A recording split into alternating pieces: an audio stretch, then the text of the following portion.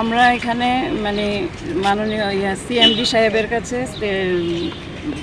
বিদ্যুতের smart meter সহ smart meter বাতিল সহ 4 দফা ডিমান্ড নিয়ে আমরা সিএমডি সাহেবের কাছে ডেপুটেশন দিতে এসেছি ত্রিপুরা মহিলা সংগ্রাম পরিষদের পক্ষ থেকে।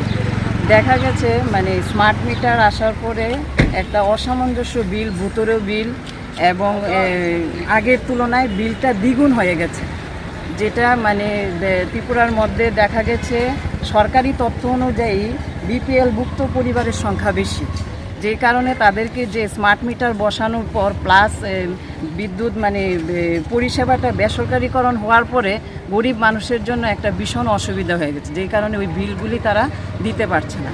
কিন্তু দেখা গেছে গভর্নমেন্টের উপরও তাদের চাপ আছে, বিল দিতে হবে, কিন্তু এরকম একটা বিল আসলে তো গরিব মানুষের পক্ষে এটা সম্ভব না।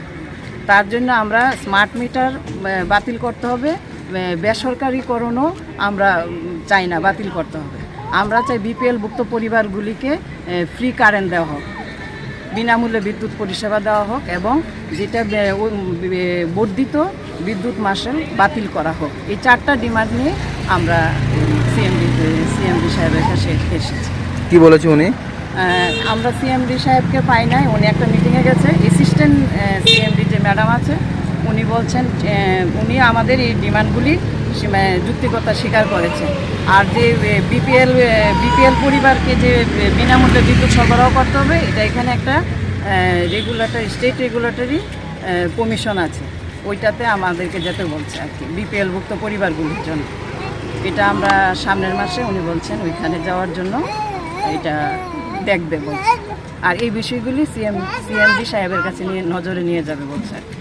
এটাই আমাদেরকে উনি আশ্বাস দিয়েছে। আপনার পরিচয়?